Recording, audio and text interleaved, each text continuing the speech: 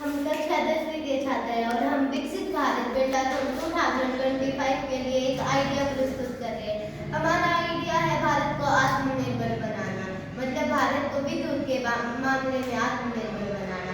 जैसा कि आप जानते हैं, भारत में कुल 7 न्यूक्लियर रिएक्टर है और भारत का पहला न्यूक्लियर रिएक्टर महाराष्ट्र 1968 में लगाया गया था। न्यूक्लियर रिएक्टर जब लगाया गया तो देश में यह अनुमान लगाया गया था कि समय के साथ साथ इन न्यूक्लियर रिएक्टर की भी बढ़ोतरी होगी, परंतु ऐसा नहीं हुआ क्योंकि यूरेनियम एक बहुत ही महंगा पदार्थ है और भारत न्यूक्लियर रिएक्टर यूरेनियम से चलते हैं और भारत में यूरेनियम की कोई बड़ी मात्रा नहीं है। इसलिए यूरेनियम के लिए भारत को कजाकिस्तान, ब्राजील, कनाडा आदि कई देशों से यूरेनियम का आयात करवाना पड़ता है। इससे भारत को यह महंगा भी साबित हो सकता है, परंतु भारत को हमारा आइडिया यह है कि भारत को विद्युत के मामले में आत्मनिर्भर कैसे बनाया जाए। जैसा कि आप जानते होंगे कि भारत में एक ऐसा पदार्थ है थोरियम, जिसे यूरेनियम 233 में चेंज कर विद्युत को बनाया जा सकता है।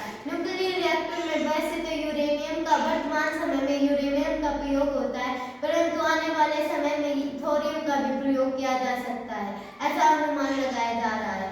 चीन ने एक थोरियम रिएक्टर लगाया तथा उसका प्रशिक्षण भी उनका सफल हुआ, परंतु भारत में ऐसा नहीं हो रहा है क्योंकि भारत के पास ऐसी टेक्नोलॉजी ही नहीं है जिससे वो थोरियम को यूरेनियम 233 में चेंज कर सके। तो भारत को जरूरत है कि ऐसी टेक्नोलॉजी को विकसित करे जिससे भारत विद्युत के मामले में आत्मनिर्भर बन सके। यूरेनियम एक ऐसा पदार्थ है जो पृथ्वी पर सीमित रूप से पाया जाता है। पृथ्वी का लगभग 50% यूरेनियम कजाकिस्तान में पाया जाता है, परंतु वो इसका उपयोग न करके इसका निर्यात करते हैं और निर्यात भी बहुत ही महंगा होता जा रहा है और भारत के लिए यह बहुत ही महंगा साबित हो रहा है कि यूरेनियम से न्यूक्लियर रिएक्टर चलाए जा रहे हैं, परंतु थोरियम से भी तो चलाए जा सकते हैं। भारत में थोरियम लगभग विश्व का 25% पाया जाता है। भारत में थोरियम केरल, तमिलनाडु, महाराष्ट्र, कर्नाटक आदि के तटीय इलाकों में पाया जाता है और भारत में थोरियम की बहुत ही बड़ी मात्रा है। और जो अच्छी बात तो ये है, जो पृथ्वी पर है ना, यूरेनियम की अपेक्षा थोरियम 3 गुना ज़्यादा है और इसका उपयोग भी अच्छे तरीके से अगर टेक्नोलॉजी से किया जाए तो इसका उपयोग किया जा सकता है।